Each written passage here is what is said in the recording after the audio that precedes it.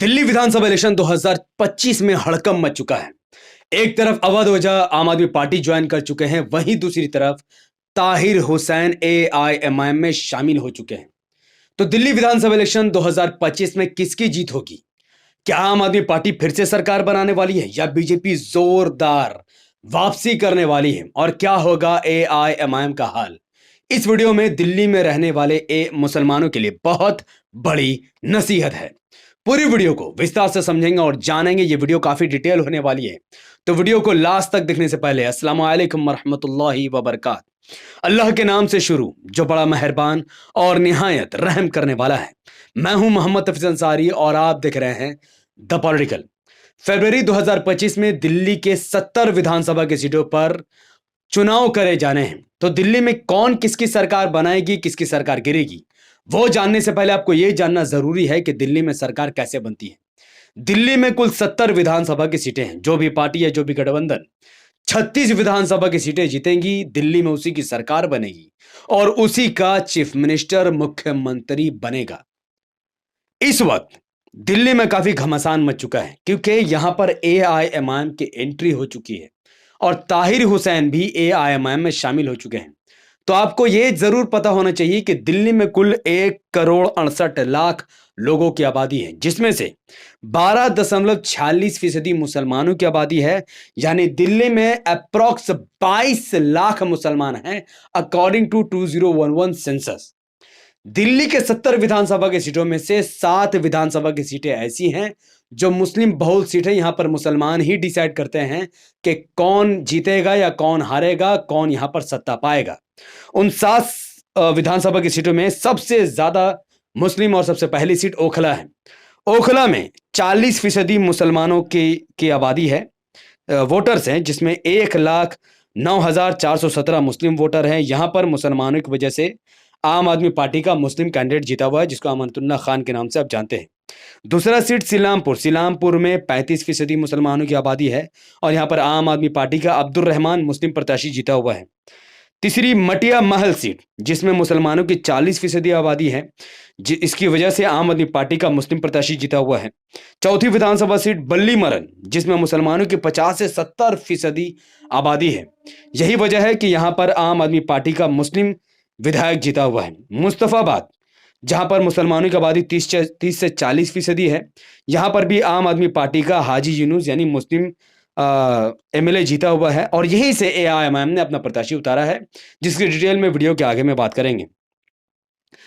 बाबरपुर 5वीं सीट, जहां पर मुसलमानों 6ठी सीट, जहां पर मुसलमानों की आबादी लगभग 40% है, लेकिन 40% मुस्लिम आबादी होने के बावजूद भी अरविंद केजरीवाल ने यहां पर मुसलमानों को टिकट नहीं बल्कि गोपाल राय एक गैर मुसलमान को टिकट दिया। और मुसलमान बेचारा मरता क्या ना करता, आम आदमी पार्टी को जिताने के लिए उस मुस्लिम समाज ने, जो बहुसंख्यक था बाबरपुर सीट पर, उन्होंने आम आदमी पार्टी के हिंदू कैंडिडेट को जिताया, जिसमें कोई गलत बात नहीं।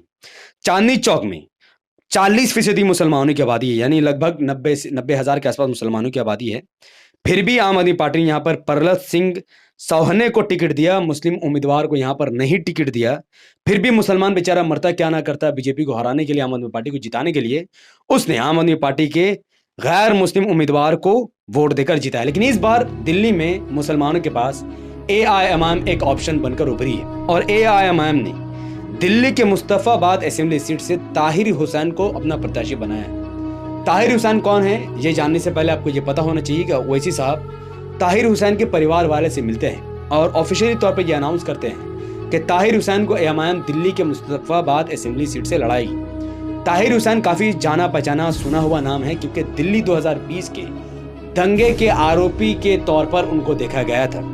ताहिर हुसैन को दिल्ली का मास्टरमाइंड बताया गया, दंगे करने का आरोपी बताया गया और ताहिर हुसैन को जेल में भर दिया गया। ताहिर हुसैन को जिस वक्त आम आदमी पार्टी और अरविंद केजरीवाल की सबसे ज्यादा मदद की जरूरत थी, उसी वक्त अरविंद केजरीवाल और उनकी पार्टी ने ताहिर हुसैन की मदद करने की जगह उनको पार्टी से ही बाहर का रास्ता दिखा दिया। 6 अप्रैल 2020 जब ताहिर हुसैन को दंगा करने का आरोप में उनको जेल में भेज दिया जाता है और उन पर यूएपीए जैसी खतरनाक धारा लगा दी जाती है, जो कांग्रेस की मेहरबानी से बीजेपी लाई थी। और ताहिर हुसैन पर कुल 11 केसेस हैं और खुशी की बात यह है कि 11 में से 5 केस पर उनको जमानत मिल चुकी है। यानी कोर्ट भी ये बात को मान रही है कि ताहिर हुसैन के बारे में जो बातें सोशल मीडिया और दिल्ली पुलिस और सरकार कह रही है वो काफी हद तक झूठी है। अब ताहिर हुसैन जिस मुस्तफाबाद सीट से लड़ रहे हैं उस सीट में भी एक बार बीजेपी का राज चला था। 2015 के मुस्तफाबाद दिल्ली इलेक्शन में बीजेपी कैंडिडेट मुस्लिम बहुसंख्यक सीट पर जीत जाता है कि जिसको कुल वोट 58,388 मिलता है, क्योंकि यहाँ पर मुस्लिम वोटों का बहुत खतरनाक तरीके से विभाजन होता है। कांग्रेस और आम आदमी पार्टी में मुसलमानों का लगभग 1 लाख वोटों का विभाजन हो जाता है, जिसका सीधा फायदा बीजेपी को मिलता है।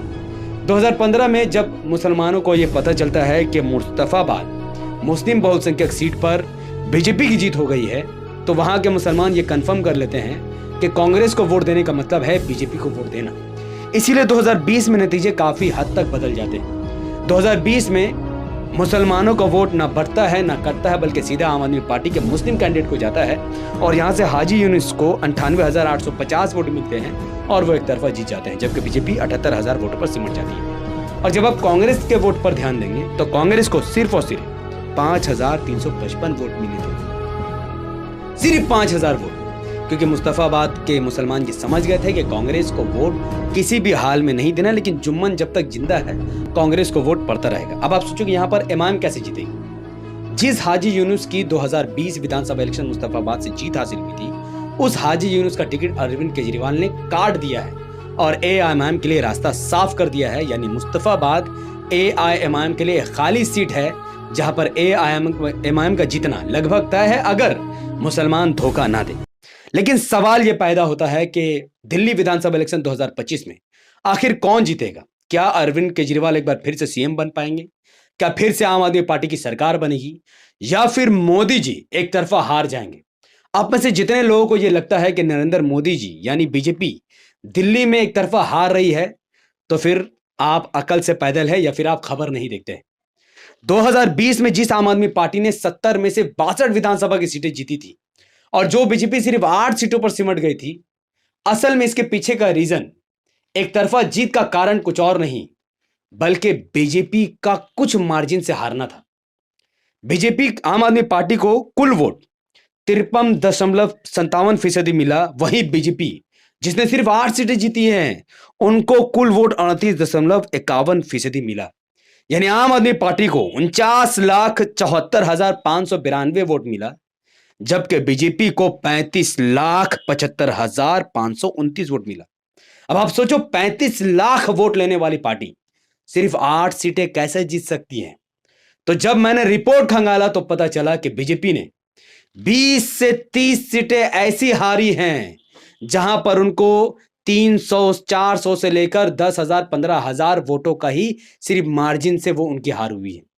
यानी अगर बीजेपी को 10 से 15,000 वोट ज्यादा मिल जाते तो बीजेपी आज दिल्ली में सत्ता में होती और आम आदमी पार्टी विपक्ष में होती। तो यह कहना कि आम आदमी पार्टी एक तरफा जीत रही है मूर्खता है, और बीजेपी की इस जीत में सबसे बड़ा हाथ अगर कोई देने वाला है तो वो कांग्रेस है। 2020 में भी कांग्रेस ने बीजेपी को 8 सीट जीतने में मदद की थी और इस बार भी कांग्रेस दिल्ली के उन 25 विधानसभा की सीटों पर पूरी मेहनत झोंकने वाली है जो मुस्लिम बहुल सीट है, जहां पर अधिकतर मुस्लिम वोटर है। और कांग्रेस मुस्लिम वोट काटकर बीजेपी को फायदा पहुंचाने की कोशिश कर रही, तो मुसलमानों को क्या करना चाहिए? देखिए, अगर कांग्रेस ने सही तरीके से जोर लगाया तो नतीजे कुछ इस तरीके से होंगे। हो सकता है बीजेपी 36 सीट जीतकर बहुमत से सरकार बना ले और आम आदमी पार्टी 30 से 33 सीट पर सिमट जाए और एआईएमआईएम का खाता खोले। यह भी हो सकता है कि आम आदमी पार्टी 40-50 सीट जीतकर सरकार बना ले, बीजेपी 20 सीट पर सिमट जाए और आम आदमी पार्टी और एआईएमआईएम का खाता भी ना खुले। लेकिन आप सोचो, अगर आम आदमी पार्टी 35 सीटें जीतती है, बीजेपी 34 सीटें जीतती है और 1 सीट एमआईएम जीतती है, तब क्या होगा? क्या एमआईएम के बिना आम आदमी पार्टी की सरकार बनेगी? तो रिजल्ट कुछ भी हो सकता है, कुछ भी। यह राजनीति है दोस्त, यहां पर सब कुछ पॉसिबल है, कुछ भी हो सकता है। कोई 1 सीट जीतकर सीएम भी बन सकता है और कोई 1 सीट हार कर सरकार गिरवा भी सकता है। तो आपके पास 2 महीने हैं। 8 फरवरी 2025 लगभग इसी दिन दिल्ली के 70 विधानसभा की सीटों पर चुनाव होंगे। अगर बीजेपी की सरकार बनती है तो फिर आपके लिए कोई आम आदमी पार्टी का विधायक आवाज नहीं उठाएगा। अगर आम आदमी पार्टी की भी सरकार बनती है तो भी मुसलमानों को केजरीवाल जी ने 5-10 साल से धोखा ही दिया है। तो दिल्ली के विधानसभा में कौन आपकी आवाज उठाएगा, कौन आपके मुद्दे को उठाएगा, कौन स्कूल कॉलेज हॉस्पिटल की बात करेगा? वो सिर्फ एआईएमआईएम का विधायक होगा। एमआईएम कितनी सीटों पर चुनाव लड़ेगी अब तक फाइनल नहीं है, लेकिन दिल्ली के मुस्तफाबाद सीट से जिस ताहिर हुसैन को आम आदमी पार्टी ने धोखा दिया, जिन पर झूठा मुकदमा चल रहा है, आरोपी जिनको बनाया गया, उनको एआईएमआईएम ने उम्मीदवार बनाया है और यह ओवैसी साहब का मास्टर स्ट्रोक है। तो मैं आपसे गुजारिश करता हूं कि आप इस वीडियो को जहां से भी देख रहे हैं, 2 महीने का टाइम है, 2 महीने तक इस वीडियो को इतना कमेंट कीजिए, इतना लाइक और इतना शेयर कीजिए ताकि ये वीडियो दिल्ली के कोने कोने तक पहुंच जाए और खास तौर पर मुस्तफाबाद में रहने वाले 1 लाख से ज्यादा मुस्लिम वोटर तक पहुंच जाए, ताकि एआईएमआईएम का दिल्ली में खाता खुले और जिस ताहिर हुसैन को दंगाई घोषित करके उनका करियर खत्म करने की कोशिश की गई, मुसलमान के ऊपर बदनुमा दाग लगाने की कोशिश की गई, वो ताहिर हुसैन दिल्ली के असेंबली में एआईएमआईएम से जीतकर हलफ उठाए और दिल्ली की सरकार की बैंड बजाए। तो इस वीडियो को लाखों लोगों तक पहुंचाने में मेरी मदद कीजिए। इस वीडियो को लाइक कीजिए, शेयर कीजिए, कमेंट कीजिए, क्योंकि आप जितना ज्यादा वीडियो को लाइक शेयर कमेंट करेंगे उतना ज्यादा ये वीडियो लोगों तक यूट्यूब का एल्गोरिथम पहुंचा देगा। हमारे चैनल द पॉलिटिकल से को सब्सक्राइब कीजिए, बेल आइकन को हिट कीजिए। अगर आप सब इस वीडियो को हमारे Facebook channel the political news पर देख रहे थे तो इसे लाइक और फॉलो कीजिए, 5 बड़े ग्रुप में शेयर कीजिए। मुझे अपनी दुआ में रखें। दिल्ली जैसे जैसे इलेक्शन करीब आएगा, मुद्दे आएंगे, काफ़ी खबरें आएंगी, मैं इंशाल्लाह जल्द से जल्द आप तक वो खबरें पहुंचाने की कोशिश करूंगा। तब तक मुझे मेरे लिए दुआ कीजिए ताकि ज़्यादा से ज़्यादा लोगों तक मेरी बातें पहुंचे और उनके दिलों पर इसका असर छूट जाए। बहुत बहुत शुक्रिया। मिलते हैं अगले वीडियो में। व आखिर दवाना अनिल हम्दुलिल्लाहि रब्बिल आलमीन। अस्सलामु अलैकुम व रहमतुल्लाहि व बरकातहू।